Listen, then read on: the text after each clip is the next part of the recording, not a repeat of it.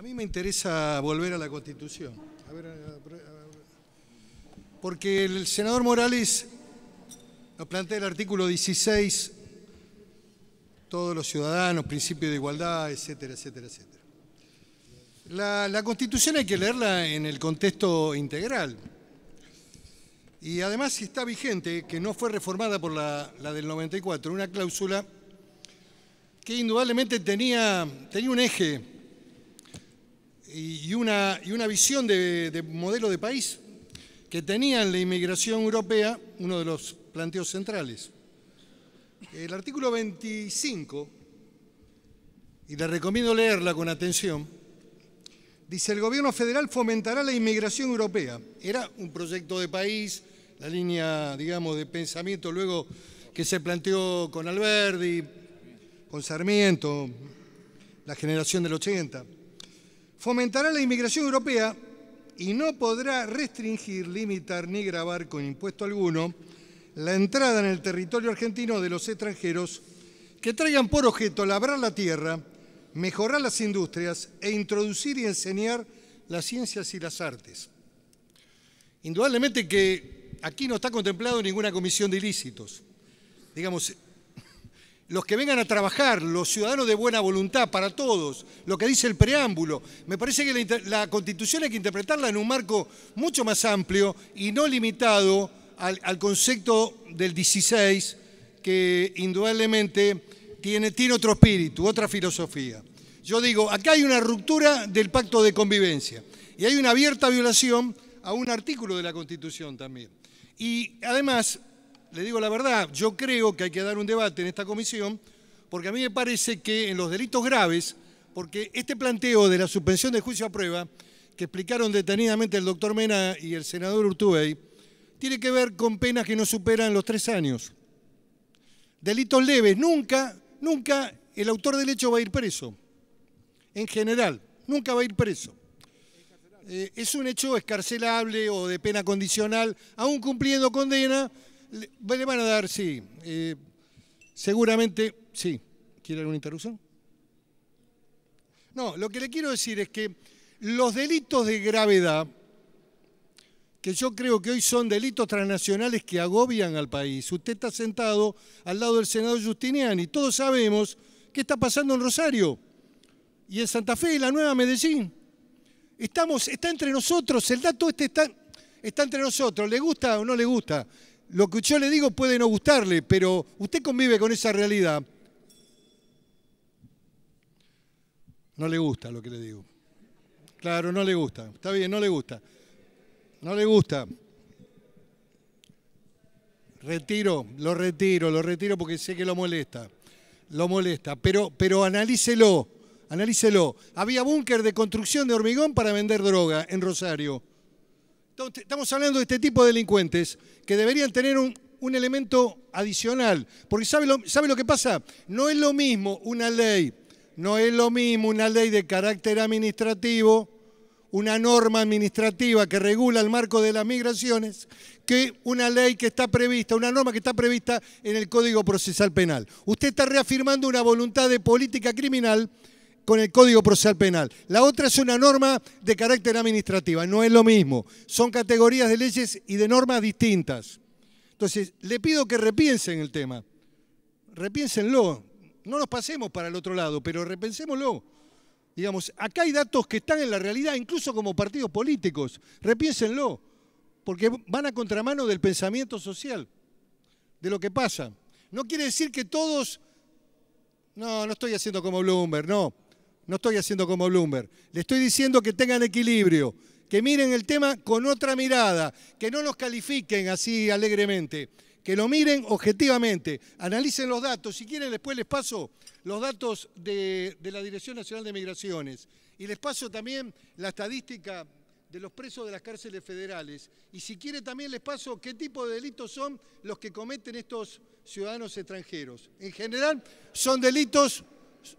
¿Cómo? ¿Esto anda o no? Tengo los datos objetivos de la Procuración Penitenciaria y de la Dirección Nacional de Migraciones. ¿Y sabe lo que funciona? No sé de qué se ríen ahí, porque la verdad no sé si... Acá no se puede reír, querido. No sé si sabés que no se puede reír. Así que si te reís, sí, a vos te digo. ¿Está claro? Tenés que respetar a la gente que habla acá. No te hagas el vivo acá. Una acotación. ¿Se puede hacer una acotación sobre este tema? No. Quiero terminar, presidente. Quiero terminar. En lo que hemos votado con media sanción, comparto plenamente lo que acaba de decir el senador Morales y el senador Giustiniani. Tiene que ver con una visión de mucha mayor fortaleza en la construcción de la norma por parte del Senado, que hoy está siendo analizado por la Cámara de Diputados de la Nación, y que tiene que ver también con delito transnacional, que es un tema de preocupación, y tiene que ver con la extinción del dominio al momento del dictado de la prisión preventiva, no al momento de la sentencia definitiva. El Estado se apodera de los bienes de sujetos que cometen delitos de alta gravedad, delitos transnacionales, inmediatamente cuando se le dicta el auto de prisión preventiva. Y los pone al servicio de la fuerza de seguridad, que ese es el objetivo. Entonces, no tiene nada que ver este esquema de la extinción de dominio, que tiene que ver con la sentencia definitiva, cuando pasen 10 años con el viejo código, o 12, como ocurre, que en ese momento recién ahí se va a hacer uso de bienes que han sido destruidos, deteriorados, o en muchos casos utilizados y explotados también por los juzgados que están a cargo. Y tengo algunos antecedentes que ha ocurrido acá, en la Argentina, de campos que estaban en disponibilidad por parte de juzgados que además fueron sometidos a juicio político y destituidos el juez que intervino en ese tema. Así que, bueno, quería decir esto para... Vamos a seguir discutiéndolo este tema. Una acotación. Gracias, senador. El senador Giustiniani tenía un comentario sobre este mismo tema. Vamos, interrupción. Bueno, gracias. Adelante. A ver. Gracias. Simadevilla había pedido la palabra y es por un tema muy concreto de este debate. Y como aporte, a mí me parece que es fundamental en la convocatoria que estamos haciendo y cuando se dé este debate, que concurra el director de Migración, el doctor Duval, porque me parece que hay un tema que no se meritúa suficientemente, que es la condición migratoria. Y me parece que con la solvencia que recién hablaba el senador Urtubey en cuanto a distintos aspectos de este debate, me parece que el tema central es quién otorga la condición migratoria y quién la retira y de qué manera. Por lo tanto, en este debate es clave la participación del director de Migraciones, que es el órgano que aplica la actual ley de migraciones, por un lado. Por otro lado, me parece bien que haya retirado el senador Pichetto lo que dijo respecto a la ciudad de Rosario, porque justamente estamos hablando de no estigmatización y me parece que si este debate lo damos sobre títulos, sobre simplificaciones, sobre calificaciones de esa manera, se van a obtener muchos titulares en los medios. En los mismos medios que muchas veces todos los días se critica, van a tener a favor, como ya lo están viendo y en la televisión, y vemos gente que está en campaña y que hace uso del tema de los extranjeros para hacer campaña electoral, evidentemente, pues si no, no entendemos cómo un tema que se debiera abordar con esta responsabilidad se hacen declaraciones con generalizaciones que son absolutamente repudiables. Por lo tanto, me parece, y apelo, y no me estoy refiriendo a lo que recién decía el senador Pichetto, sino a lo que vemos por los medios y por la televisión de funcionarios del gobierno. Por lo tanto, me parece que este debate lo demos en el Senado con la responsabilidad que se debe, que expliquemos bien a la ciudadanía de qué estamos hablando y que no este tema lo introduzcamos como tema de campaña electoral, que le pueden dar algunos votos más, le puede subir algún punto más, pero que en el hecho concreto significa un grave retroceso cultural a todo el avance que se ha logrado en la política que ha aplicado la República Argentina en los últimos años. Gracias. A ver, para ordenar el debate. Una acotación sobre lo que estaba diciendo. Una interrupción. Una acotación sobre lo que estaba diciendo el senador Pichetto. Es cierto, la Argentina fue generosa y es generosa con todos los que quieren venir a habitar el suelo argentino, todos los hombres del mundo de buena voluntad que quieran habitar el suelo argentino. Aquel que viene a delinquir obviamente no viene con buena voluntad. Ahora bien, pretender simplificar, yo no quiero que esto caiga en una simplificación de que el problema de la inseguridad lo podemos limitar a los extranjeros o a la sanción de una ley, me parece que no es bueno. ¿Pueden subir un poquito más porque no se escucha al senador? Pretender limitar el problema de la inseguridad que hoy hay en el país, o el flagelo de la droga, o lo que fuere, únicamente a los extranjeros, me parece que es una mala simplificación. Una mala simplificación. Es decir, o que tampoco vamos a solucionar los problemas de inseguridad que tenemos con la sanción de un código. Si los problemas de inseguridad se solucionaran con la sanción de las leyes, siempre digo lo mismo, tendríamos que sancionar una sola ley de un solo artículo que diga en la Argentina queda prohibido delinquir. Si los problemas de la seguridad los pudiéramos solucionar con leyes, con esta ley y con este solo artículo lo podríamos solucionar. Entiendo el problema de los extranjeros, comparto muchas de las cosas que dice el senador Pichetto, pero creo que lo que no podemos hacer es una reducción a que el problema de la inseguridad hoy en la Argentina está limitado a los extranjeros, más allá de los porcentajes que haya o que no haya de extranjeros que delinquen. A ver, no estamos hablando de inseguridad. Termino, yo ya termino, así ya sigue, nada más, no quiero dejar pasar.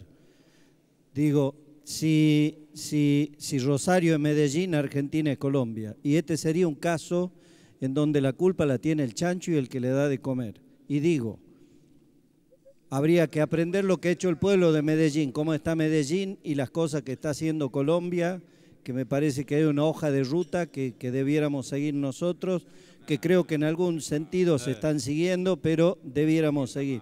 Nada más quería dejar hecha esta aclaración y con esto termino. Gracias, senador. Pido una interrogación a senador Fernández. Gracias, señor. No tienes razón. El senador Gracias, presidente. Pichetto, Una acotación solamente respecto del tema, porque si no estamos dejando pasar cosas que son muy importantes para aclarar.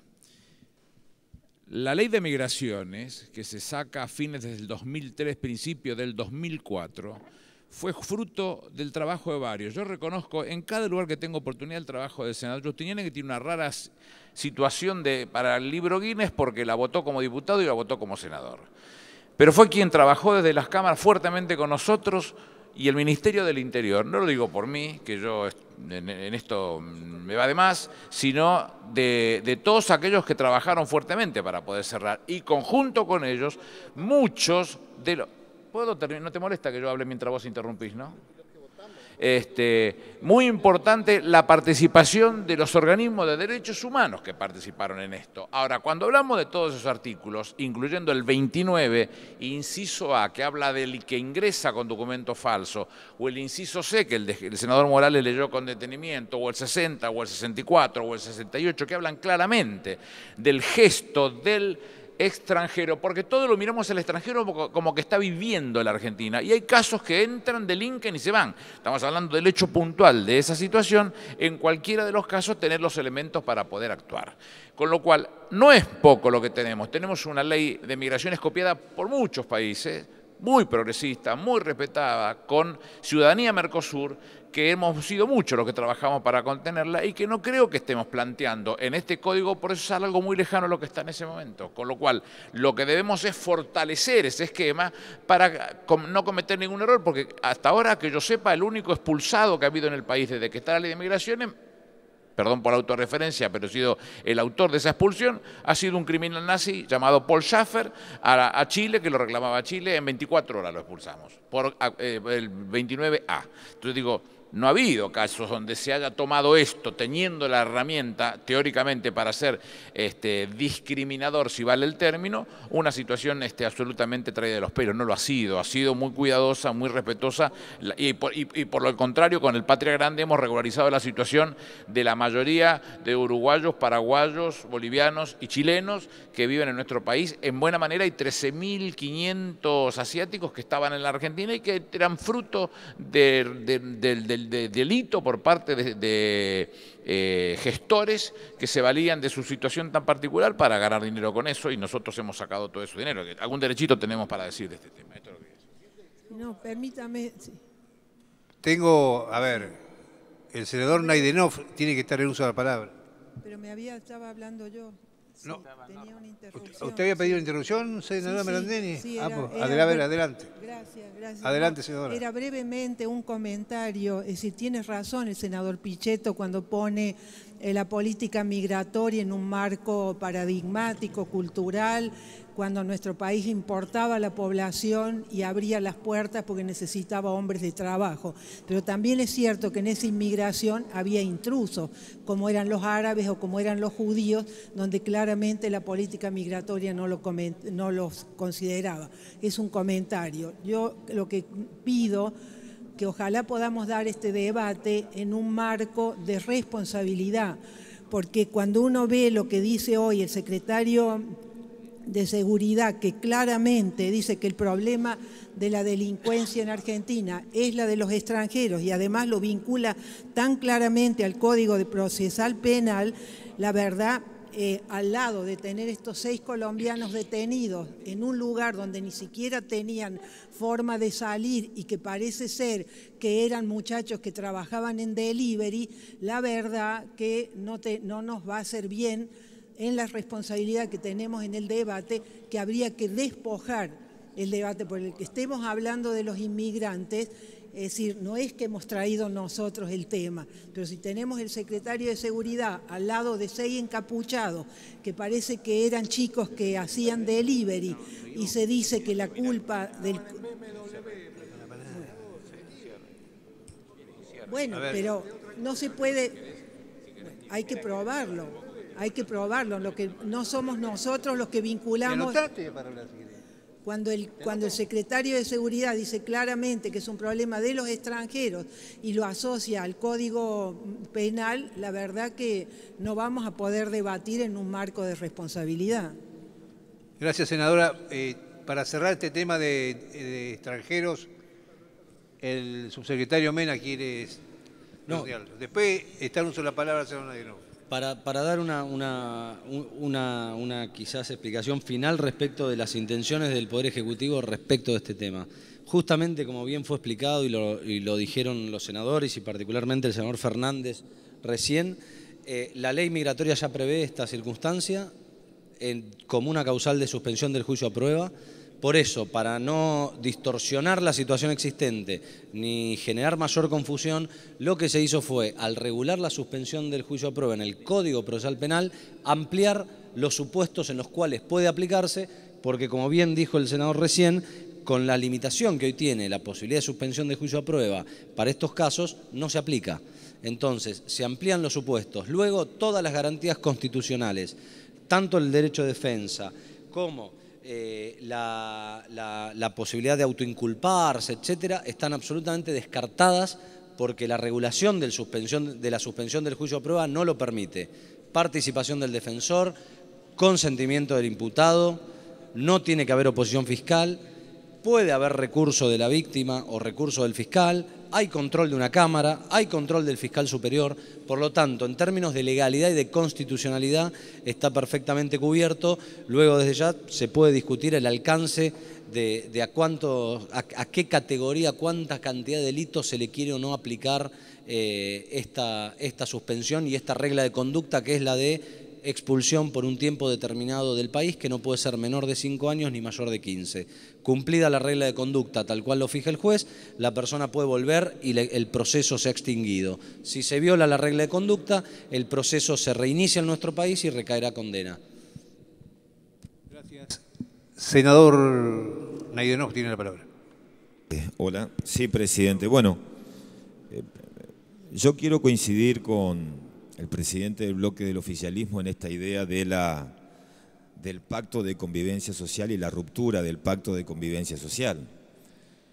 Ahora, cuando se habla de ruptura de un pacto de convivencia social, cuando en verdad el pacto de convivencia social lo establece la propia Constitución y avanzamos con una reforma que uno puede coincidir con el sistema acusatorio, porque en sí es un avance, pero de alguna manera desde el discurso, desde el propio poder y los propios funcionarios, se trabaja con mucha vehemencia en esta idea de instalar política y mediáticamente la expulsión de extranjeros como medida, digamos, ejemplificadoras a los efectos de corregir las distorsiones de la inseguridad, me parece que se comete un grave error. Se comete un grave error porque la propia ley migratoria establece una instancia y de un procedimiento de sanción extrema para delitos, si se quiere, potentes, y acá prácticamente sin juicio previo se viabiliza la expulsión de 5 a 15 años para delitos menores a 3 años, a la posible comisión de delitos menores a 3 años. Y fundamentalmente, así como hay ruptura del pacto de convivencia social, creo que hay que ser muy cuidadosos con las palabras. Yo no voy a profundizar en el 35 porque todo se discutió y debatió sobre el 35 y sobre la cuestión del decomiso, pero sí no quiero dejar pasar y decir que me parece una vergüenza las declaraciones del secretario de Seguridad, quien a la mañana expresara que estamos infectados de delincuentes extranjeros. Mire, esto es estigmatizar a extranjeros, esto es una especie de xenofobia. Yo sé que cae bien para la tribuna, cae bien para cualquier programa en la tele. Hoy uno enciende cualquier canal y lo que se discute es el extranjero o los delincuentes que cometen un delito, o lo que le ocurrió al fiscal Stornelli con 7 colombianos que estaban en una especie de encerrona para aparentemente robar un automotor. Ahora digo, hay que tener mucho cuidado, porque este país, que desde el discurso también es generoso para recibir a los inmigrantes, no hace mucho se han denunciado en esta ciudad los talleres clandestinos. Y hay que recordar cómo no vivían, cómo viven los ciudadanos de Bolivia y de otros países para el trabajo sucio y para no acogerse a los salarios que prevé la ley. Eso también lo hace la Argentina, ¿eh? Y eso se hace con la complicidad del poder, de los que gobiernan, de los que tienen la responsabilidad de sancionar y muchas veces miran a los costados. Digo esto porque esto requiere un debate serio, profundo, y me parece que ese es todo un tema, Quiero dejar de lado el 35 para avanzar. Algunas preguntas que sí me preocupan en cuanto a este proyecto de reforma. El artículo 185 que tiene que ver con la prisión preventiva. Todos sabemos que la prisión preventiva es una medida excepcional que tiene como propósito justamente privar de la libertad cuando existen algún tipo de evidencias de alguna decisión que tome el imputado en cuanto a fugarse o a no contribuir, mejor dicho, a la investigación del delito o a entorpecer o intimidar a la justicia. El artículo 185 establece que corresponde el dictado de prisión preventiva en función de la gravedad de las circunstancias, naturaleza, conmoción social del hecho y de las condiciones del imputado que sirvan para decidir los criterios de fuga. Es decir, primero una pregunta y después una reflexión en sí sobre la pregunta. ¿Qué significa para el gobierno esta palabra conmoción social? ¿Sabe por qué le digo? Se la digo por dos cuestiones que me parecen muy fuertes. En primer lugar, esta especie de conmoción social se utilizó en el terrorismo italiano, en la época del fascismo, y fue una herramienta en ese periodo del terrorismo italiano, como lo llamó el profesor Franco Hipólito, en que se recurrió a la detención preventiva con el fin de dar seguridad a la colectividad. E incluir la conmoción social, es decir, lo que puede sentir supuestamente la sociedad ante un hecho, para que de esta manera se viabilice la prisión preventiva, es una barbaridad. Hace algunos días, en realidad esto es nuevito, yo no sé si ustedes tuvieron el privilegio quizás de leer esta nota de Horacio Verdisky en página 12, Don Quijote contra Videla. donde hace referencia a la investigación sobre arrugas, sobre la imprecisa definición de conmoción social, policías, jueces, demagogia punitiva con fines electorales sin efecto sobre la seguridad. Concretamente Berbisky dice, Don Quijote contra Videla. La repercusión social de algunos delitos como motivo para abandonar el principio de la libertad durante el proceso fue introducido por el Código Procesal Penal por el dictador Jorge Videla. En el Boletín Oficial del 6 de mayo de 1976, en su decreto con la denominación de la Ley 21.306, en cuyos considerandos se describe al régimen anterior como innecesariamente liberal, ya que brindaba a muchos procesados por hechos graves un privilegio al que no son acreedores, es decir, la libertad. El artículo 380 del Código dispuso entonces que no se concederá la excarcelación cuando por la índole del delito y de las circunstancias que lo han acompañado, por la personalidad del imputado, por la peligrosidad o por la gravedad o por la repercusión social del hecho. Las reformas introducidas en épocas de facto con el concepto de peligrosidad reflejada en el delito o la repercusión social llevaron a extremos de gran rigidez y facilitaron el accionar represivo del Estado. En febrero del 84, la Ley 23.050, enviada por el presidente Alfonsín, derogó esa restricción a la libertad. Además, fijó en 2 años el límite temporal máximo de la prisión preventiva. Cuidado con la conmoción social, con el criterio de conmoción social para establecer un mecanismo de prisión preventiva. Lo digo porque lo vamos a discutir y hay que tener mucho cuidado.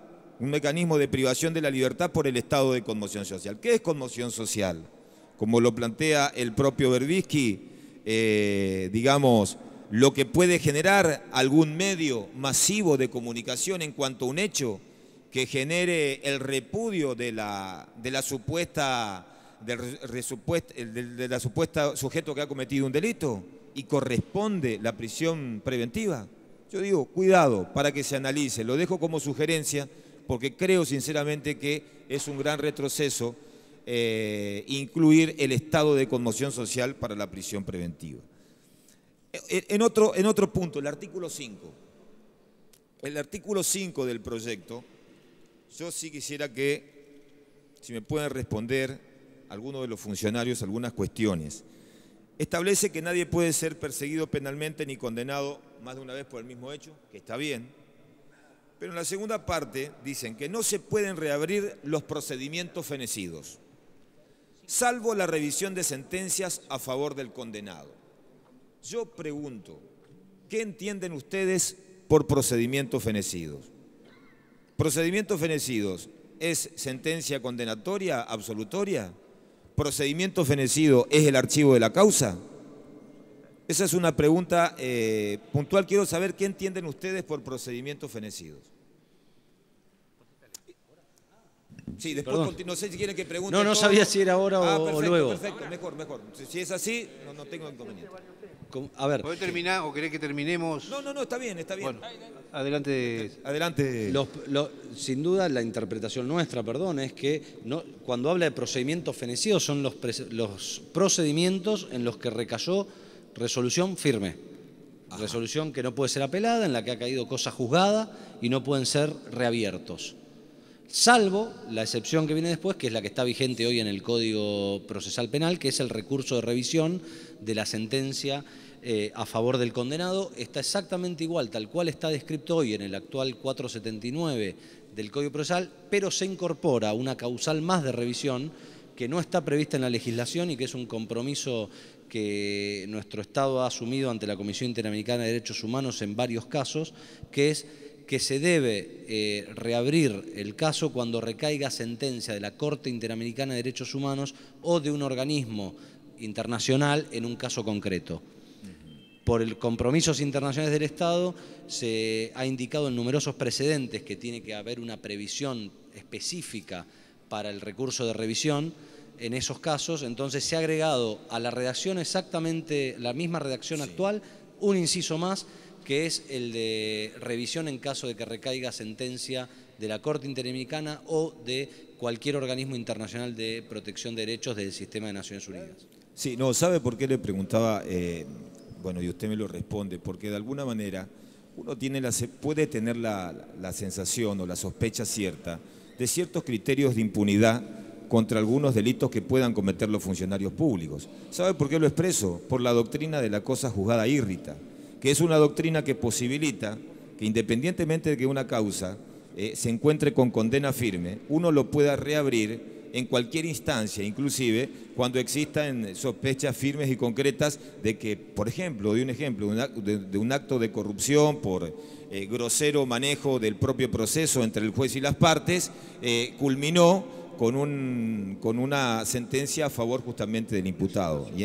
Sí, bueno, está bien, pero está bien. Son ejemplos tranquilamente que han ocurrido. Es decir, acá, por ejemplo, a ver, el juez Ollarvide ha decretado y mandó al archivo la investigación del enriquecimiento del matrimonio presidencial.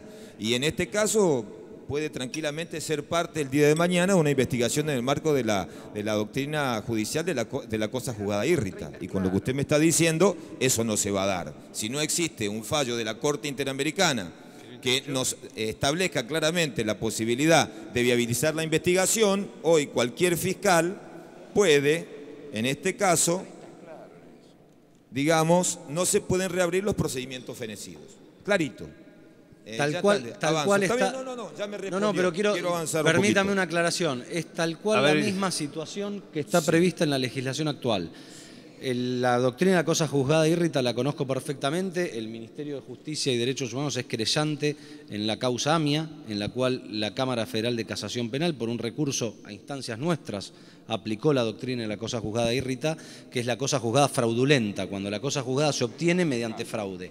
Es un principio absolutamente excepcional y es altamente peligroso, y no lo hace ningún país del mundo, incorporarlo en su legislación, porque no se puede violar el principio de cosa juzgada y permanentemente reabrir investigaciones que han terminado.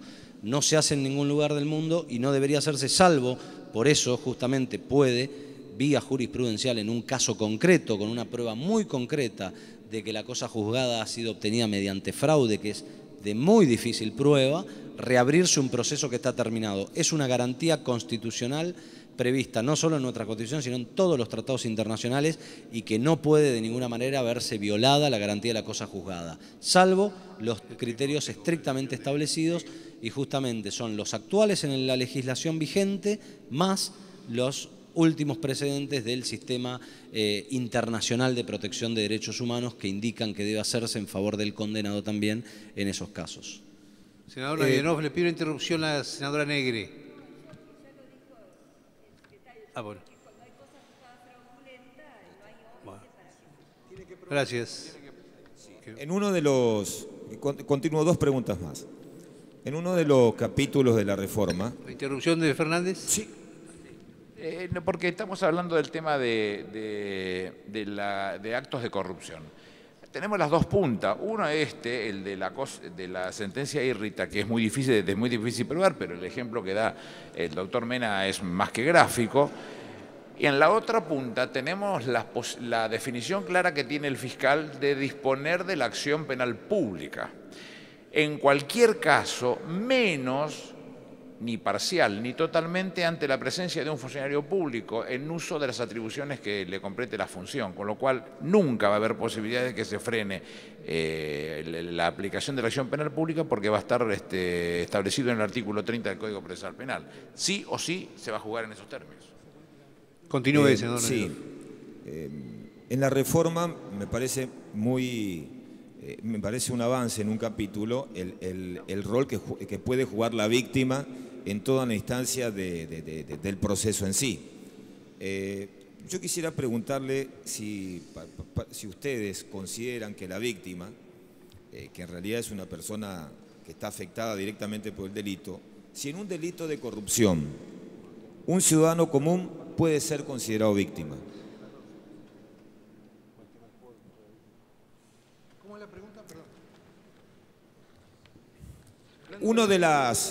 Arranco de nuevo. En uno de los capítulos de la reforma que me parecen un gran aporte, es el rol que juega la propia víctima. Es decir, porque muchos no se constituyen en querellantes, quedamos en manos de un fiscal, a veces un fiscal mira a los costados y la víctima es un tercero cuando realmente es el principal afectado. Entonces, la víctima puede ser parte, puede, en este caso, cuando el fiscal, por un criterio de oportunidad, establezca que es conveniente mandar al archivo las actuaciones porque no hay pruebas relevantes para avanzar en la investigación. Puede seguir. Claro, puede seguir, puede participar. Entonces, lo que yo pregunto concretamente, si la víctima, si ustedes consideran a la víctima, si en un delito de corrupción la víctima un ciudadano puede ser considerado víctima ante una decisión que puede tomar un fiscal. Perdón, es una cuestión que debería tener un desarrollo doctrinario y académico muy importante. Pero déjeme contestarle la pregunta. Sí. La salvaguarda que usted pretende respecto de la posible continuidad del proceso de una víctima, que en este caso usted la plantea como el ciudadano común, es válida, y justamente como no está identificada la víctima en términos de un ciudadano común, es que directamente se prohíbe que en los delitos de corrupción el fiscal pueda desistir de la acción penal, porque justamente muy probablemente no haya una víctima identificada. De los delitos de corrupción habría que ver el caso concreto, pero puede ser el propio Estado, puede ser la ciudadanía en general, podemos ser todos. Pero yo lo que quiero saber justamente, si ustedes como consideran que en ese delito, un ciudadano común, cuando se trata de un delito de corrupción, que evidentemente depende de las características, pero que los afecta, puede ser parte, considerado víctima. No imagino cómo podría hacerse en términos generales. Habría que entrar una casuística enorme respecto de qué tipo de delito, qué acto de corrupción, de qué funcionario, de qué manera. No me imagino poder poner una previsión, no lo he visto en ninguna legislación, pero habría que estudiarlo. No lo conozco, no. Lo que sí le puedo dejar en claro es que no hay posibilidad de que el fiscal disponga de la acción, o sea, renuncie a la acción penal pública en los casos de delitos de corrupción, justamente porque lo más probable es que la única persona, salvo una constitución de un directamente afectado como querellante, lo más probable es que el fiscal sea la única persona que persiga. Obviamente, si se presenta un querellante, estaría igual cubierta la posibilidad, la prohibición de renuncia a la acción. Para dejarlo más claro, establecimos estrictamente en la letra del código que el fiscal nunca puede abandonar la acción y la acusación en los casos de delitos que involucren a funcionarios públicos en ejercicio o en razón de su cargo. Por lo tanto, está salvaguardada la persecución penal en todos los casos de corrupción. Está bien. Sería interesante si se interpreta que también puede ser parte con el mismo rol que se le da acá. La última pregunta. En cuanto a los criterios de oportunidad, el artículo 218 establece criterios de oportunidad, otorga la posibilidad al representante fiscal, de oficio a petición de parte, que puede declarar que prescinde de la persecución pública. Esos criterios de oportunidad, bueno, están fijados en otro artículo, pero yo me quiero detener en el inciso D. Inciso D del artículo 31. ¿En qué supuestos el Ministerio Fiscal puede en este caso desistir de la acción? Quiero que me explique un poco este artículo porque no lo interpreto cabalmente. Dice, si la pena que pudiera imponerse por el hecho careciera de importancia en consideración a la sanción ya impuesta, ese es un supuesto de criterio de oportunidad, o a las que deba esperarse para los restantes hechos investigados en el mismo u otro proceso, o a las que se impuso, y acá viene el tema, o se le impondría en un procedimiento tramitado en el extranjero. Mi pregunta sería, para usted, por un criterio de oportunidad, ante una denuncia y una investigación en el extranjero, que lógicamente si hay una denuncia y una investigación se le puede imponer una pena, ¿es suficiente criterio de oportunidad para desistir de la acción penal del Ministerio Público? No es que sea suficiente. Insisto, en ese caso también estaríamos evaluando una cuestión casuística muy importante. Ver, déjeme contestar. De la casuística, pero ¿cómo interpreta usted o se le impondría en un procedimiento tramitado en el extranjero? Porque no hay sentencia. Frente a un delito muy grave que se está investigando, por ejemplo, en el extranjero, y esa misma persona comete ¿Cómo? Bueno, está bien, no importa. No, es que los criterios de oportunidad siempre tienen que decidirse en función de que el Ministerio Público Fiscal, que es el titular de la acción, renuncia a perseguir por los diversos criterios. Siempre es porque hay algo menor o algo... No grave únicamente. No, pero es que el inciso... No, es una cuestión de gravedad. El inciso a veces se renuncia por la insignificancia, lo dicen los criterios de oportunidad. Por eso, bueno, justamente, es una cuestión de gravedad también, la insignificancia. No es la afectación del delito, es insignificante, no es grave frente a lo que significa el ejercicio del poder punitivo del Estado, la acción penal pública. El robo, como explicaba el secretario de Justicia, una causa por un robo de 600 gramos de carne para milanesas en una empresa, recayó sentencia firme luego de 9 años en la Cámara Federal de Casación Penal. Tramitó por un juego de instrucción, con intervención de un fiscal, se elevó a juicio, fue a juicio oral, hubo sentencia, se apeló y recién 9 años después se resolvió el robo de 600 gramos de carne para milanesa, que no había víctima ofendida, la empresa nunca había contestado ni siquiera los traslados que se le habían hecho respecto de esa situación. La inversión del Estado, el esfuerzo estatal por perseguir 600 gramos de carne para milanesa desvían la atención de los fiscales y de los jueces de nuestro país, que tienen que estar encargados de otra cosa. Yo quiero que me responda a ver claramente si en este caso... Si me permite, se lo contesto inmediatamente. Si hay una causa en el extranjero, sí, esto habilita al abandono de la función jurisdiccional. Sí, efectivamente, el inciso D... Eso quería que me responda. El inciso, pero es que hay que interpretarlo como un todo, senador. El inciso D habla de los supuestos en que hay otra pena, otra condena en expectativa u otro proceso más grave o más importante que el que uno tiene que perseguir.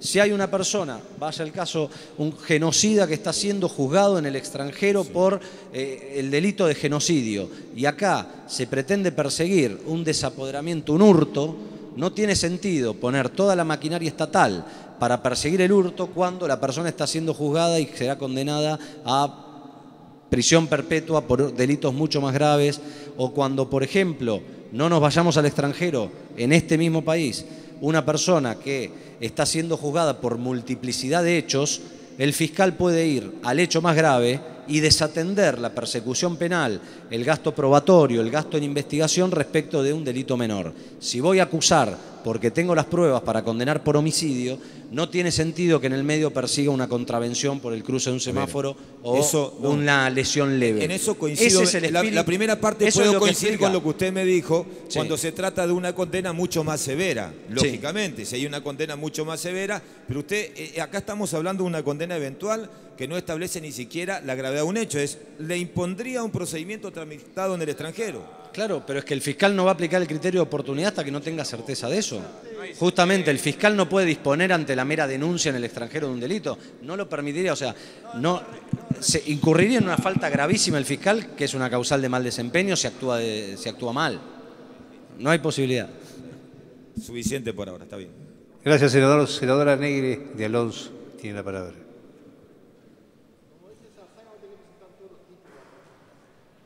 Gracias, presidente. Buenas tardes, ministro, a los funcionarios.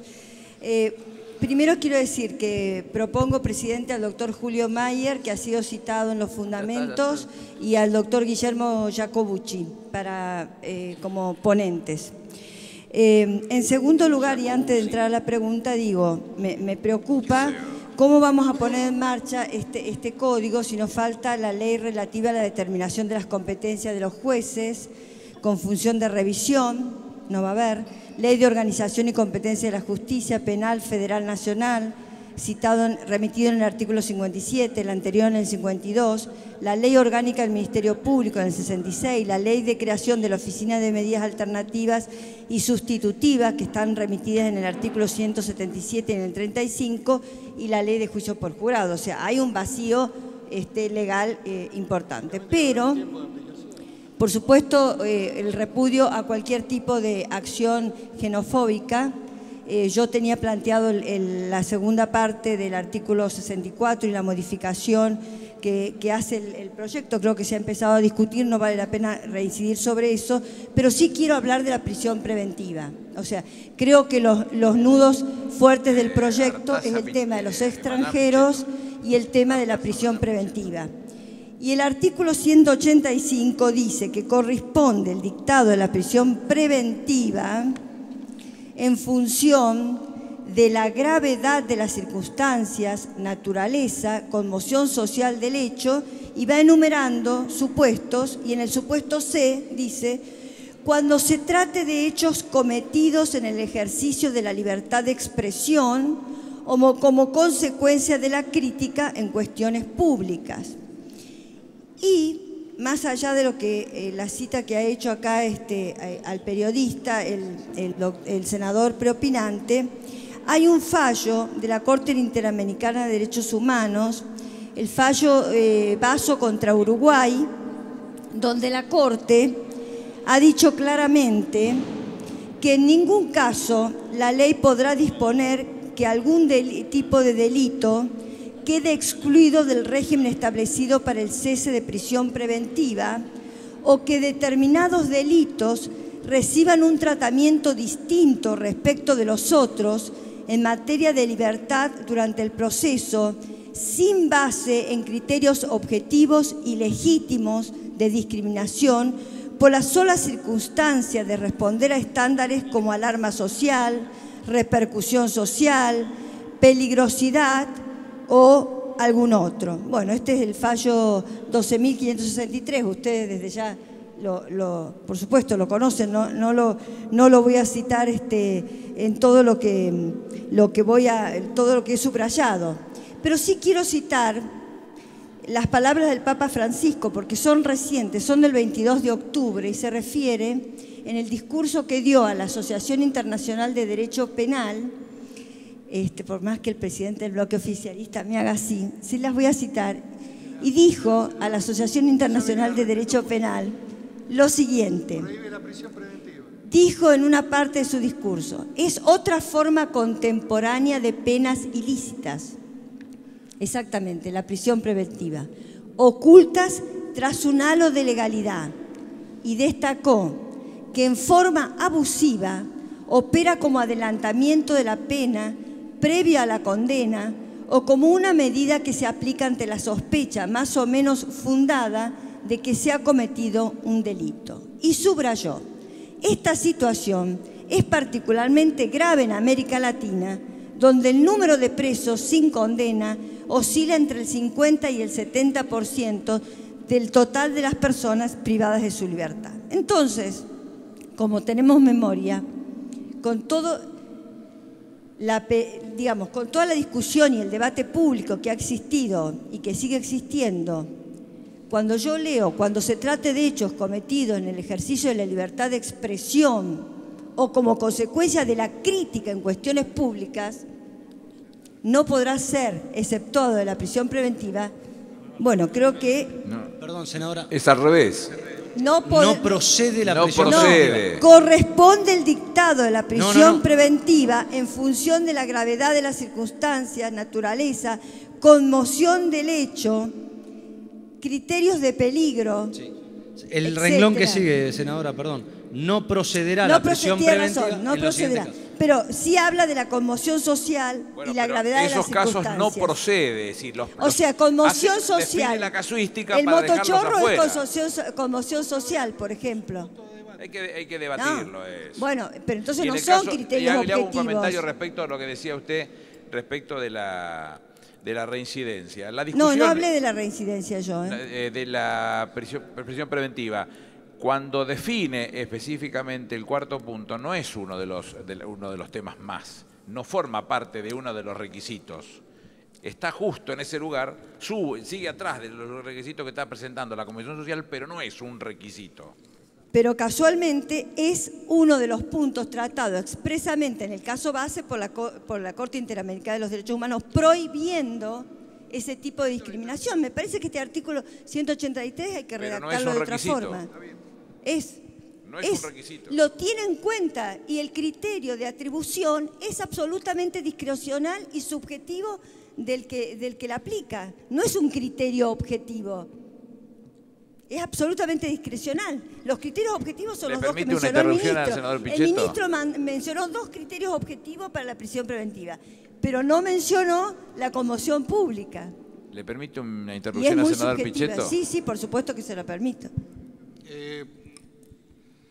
A ver, los 2 supuestos los mencionó claramente el ministro: es el peligro en la fuga, digamos, y el entorpecimiento en el proceso judicial. El tercer tema que usted menciona es un tema que viene como complementario de los dos primeros. De todas maneras, me parece que es uno de los puntos que esta comisión tiene que discutir y debatir. Lo mismo que el tema que se mencionó como principal, cuando es un tema realmente de carácter secundario, como el tema de extranjeros. Nosotros no consideramos de ninguna manera que el delito tenga que ver con este tema. Ahora, hay un dato de la realidad objetiva que responde a esta naturaleza y que la queremos debatir. Ahora, no puede ser el único motivo de discusión y debate cuando plantea una reforma integral en el sistema acusatorio. Me parece que tiene valores el código que están por encima de ese análisis que también nos vamos a dar. Lo que le quería decir con tema, leí atentamente las palabras del Papa Francisco. Ah, qué bueno, me alegro que lo sí, lea. lo leo. A veces hay una superabundancia de definiciones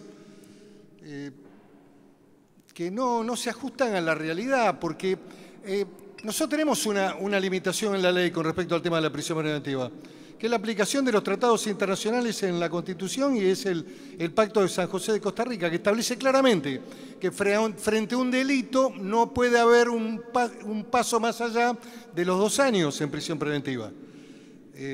Hemos incorporado los tratados. Ahora, de ahí a excluir frente a delitos graves, digamos, la posibilidad de que el imputado quede en el marco de la contención de una cárcel a esperar el resultado del juicio, ahí indudablemente quiero, digamos, por lo menos es opinable lo que dice el Papa.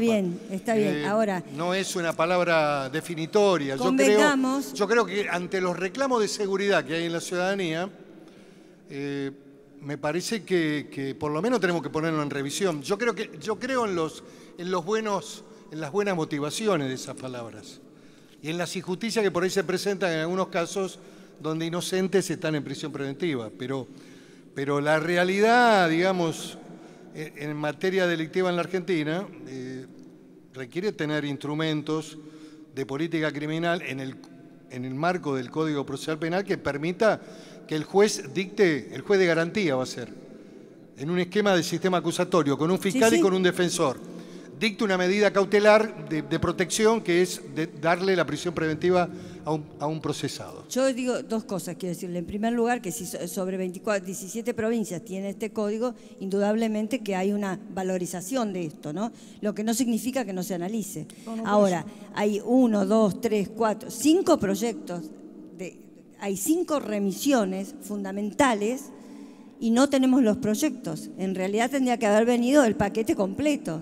El presidente se lo envió junto con un CD, no solamente de los proyectos, senadora. No los proyectos, si yo pertenezco a la comisión, no lo que hemos estado debatiendo. No, la ley relativa, juicio por jurado, organización y competencia, ley orgánica del Ministerio Público. Esos van a ser leyes posteriores, la ley orgánica del Ministerio Público. Pero en realidad hacen a la estructura de esta ley y al buen funcionamiento también de la ley. También se va a tener que determinar el momento de aplicación, cuándo va a empezar. Bueno, eso sí. Perfecto, pongamos que se empiece a aplicar a partir del año 2016, lo propongo y lo emociono concretamente. Cuando sea oportuno en función del debate, senadora. No, el objetivo es muy oportuno, senador, es muy oportuno, está el señor ministro, está el subsecretario. Sí, pero ¿sabe qué? Vamos a decidirlo nosotros durante los próximos 15 días que vamos a estar en sesión permanente. ¿Por qué sacar una cosa tan apurada de la galera sin ninguna necesidad? Yo no digo sacar apurada de la galera, digo, estamos haciendo un análisis real y en base al territorio y con la primera línea del Poder Ejecutivo, que he agradecido primero que hayan venido. Muy bien, senador. Gracias. Tiene la palabra el senador Urtubey.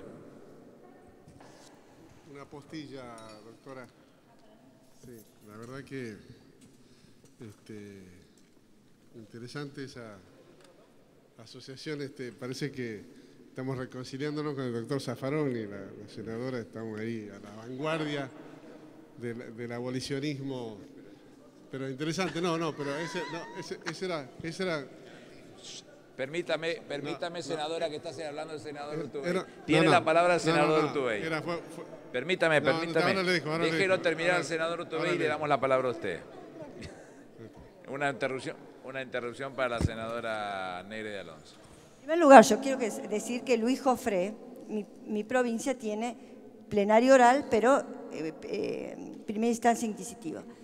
Luis Jofré es puntano, o sea que tenemos el símbolo de toda una historia procesal penal, lo que no significa que sacamos de ese sistema al modernismo. Creo que el senador Rodríguez se lo comentó al senador Tubé. En segundo lugar, quiero aclarar, yo no tengo ningún problema con el doctor Zaffaroni, absolutamente ninguno, más lo que he dejado en mi versión taquigráfica públicamente en el momento en que voté su pliego negativamente por una cuestión de la seguridad social, porque además ha sido camarista en mi provincia junto con mi padre. Y eran amigos personales, así que no me diga que me reconcilie con él, porque yo en lo personal no tengo ningún problema con el doctor Zaffaroni, para nada. Si no queda senadora. como que mi silencio... Gracias, senadora. Tiene la palabra el senador Tubé. Quería decirle, respecto a la inquietud muy interesante de la aplicación, porque evidentemente esta debe ser, para mí, yo he visto muchos proyectos de reforma procesal penal en las provincias, incluido el mío de Salta. Esta debe ser la ley más democrática en cuanto a la implementación. Es decir, propone, fíjense, en casi todas las leyes procesales penales de las provincias ha sido en definitiva un decreto del Ejecutivo Provincial que la pone en vigencia cuando a la Administración Provincial se le ocurre terminar de sancionar todas las leyes orgánicas que hacen necesaria una reforma de esta naturaleza. En este caso es todo lo contrario. Creación de una comisión bicameral, es decir, ni siquiera se deja librado una situación de mayoría existente, sino se pone una comisión bicameral específica no solamente para tratar los proyectos de ley de adecuación de estructura orgánica, de implementación, sino que además se le da a esa comisión la posibilidad de proponer proyectos de implementación, proponer, analizar, decidir, votar proyectos que tengan que ver con la implementación del código y que tengan que ver con la creación de los órganos que se hacen falta para ejecutar esta reforma. Creación de órganos que suponen modificación de la Ley Orgánica de la Justicia de la Nación y modificación de la Ley Orgánica del Ministerio Público de la Nación. Es decir, fíjense, básicamente y otras leyes, pero fíjense que esa ley de implementación, ley de modificación de la estructura orgánica del Ministerio Público, donde muchas cuestiones vinculadas al ejercicio del Ministerio Público que ha planteado la defensa se pueden tratar, misión y funciones del Ministerio Público, y ley de modificación del Poder Judicial, también se va a tratar en esa comisión. Y fíjense una cosa más interesante, después de sancionadas esas leyes, son esas mismas leyes las que van a definir el momento de vigencia del código. Así que bien puede ser que esas leyes dispongan un proceso de progresividad de la vigencia de estas leyes y que esto se remita con mucho tiempo posterior. Así que me parece que esto quería destacar cómo este proyecto ampliamente democrático y participativo para que todos definamos cómo empieza a regir este código y qué cosas tenemos que modificar de las leyes orgánicas. Los jueces famosos de revisión, doctora, le cuento, son los jueces de apelación. Nada más que este código ha querido, con un criterio muy positivo, no establecer jerarquías honoríficas entre los jueces. Un juez de garantías tiene la misma entidad que un juez de revisión, que es un juez camarista de apelación, que un juez de ejecución, digamos, son exactamente iguales. Esto con un juez de juicio. Es decir, acá no hay charreteras para que el juez de garantías, porque lo digo porque hay una cierta idea en la cultura del Poder Judicial de que si el juez se convierte en juez de garantías sería una especie de rebaja de categoría como juez. Y no es así. El juez de garantías en este sistema tiene tanto valor y es tan importante como el juez de revisión, como el juez de ejecución de penas o como el juez de juicio. Eso quería decir. Gracias, senador. Tiene la palabra el senador Artaza.